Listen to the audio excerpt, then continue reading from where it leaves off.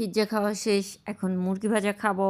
এই স্টিকগুলা দিয়ে মুরগি ভাজা খাওয়ার খুব সুন্দরভাবে ট্রাই করতেছিলাম, একটু স্টাইলিশ হওয়ার চেষ্টা করতেছিলাম, একটু ভদ্র হওয়ার চেষ্টা করতেছিলাম।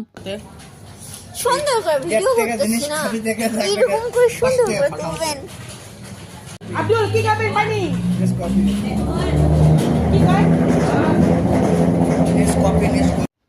দুপুরে খাবার পর হঠাৎ করেই বিকেল পড়তে না পড়তেই জম্পেশ খিদে পেয়ে গেছে।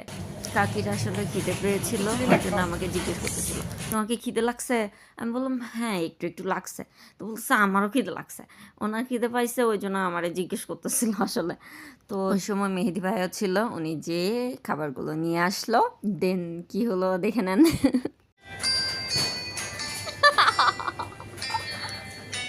মজা। I love you. খাবারগুলো আসার পরপরই কাকি সবার থেকে জিজ্ঞেস করতেছিল কি কোন পানি খাবে। এখানে মানুষের ভ্যারাইটি যেমন অনেক, খাবার বা পছন্দের ভ্যারাইটি তো আরও অনেক বেশি। আর আমাদের মেহেদি ভাইয়ের জাতীয় ডায়লগ, অভাবের কারণে এই বুদ্ধিমান লোক আবার তেল ছাড়া গাড়ি কিনে ফেলেছে। মাশাআল্লাহ, কিছুতেই ওনার শুধু টাকা আর টাকা চাই।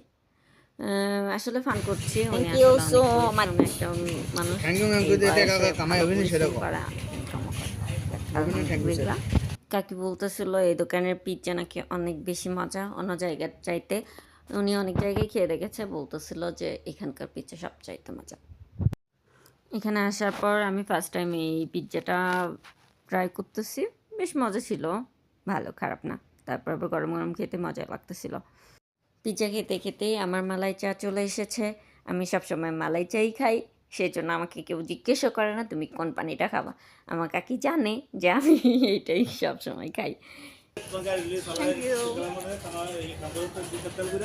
আর এই দুইটা সবসময় এক জায়গায় হইলে সবসময় কাজের কথা আর কাজের কথা। আর কাকি ভিসা কোম্পানির ওনার হওয়ার কারণে সারাদিন বাঙালির ফোন আসতেই থাকে, খেতে বসতে শুইতে ঘুমাইতে এবং রান্না করতে সবসময় বেচারি কোনো শান্তি নাই। সারাদিন ফোন আসতেই থাকে, বাঙালিরা ফোন দিতেই থাকে। প্রায় 1200 মানুষের ভিসার কাজ চলতেছে ওনার আন্ডারে, সো অনেক বিজি থাকে। ওদিকে আমার শয়তান বজ্জাত দেওর এসে এক বোতল পানি দিয়ে যাচ্ছে আর আমাকে বলতেছে 2 রিঙ্গিত, ওর নাকি টাকা দিতে হবে, আমার পে করতে হবে।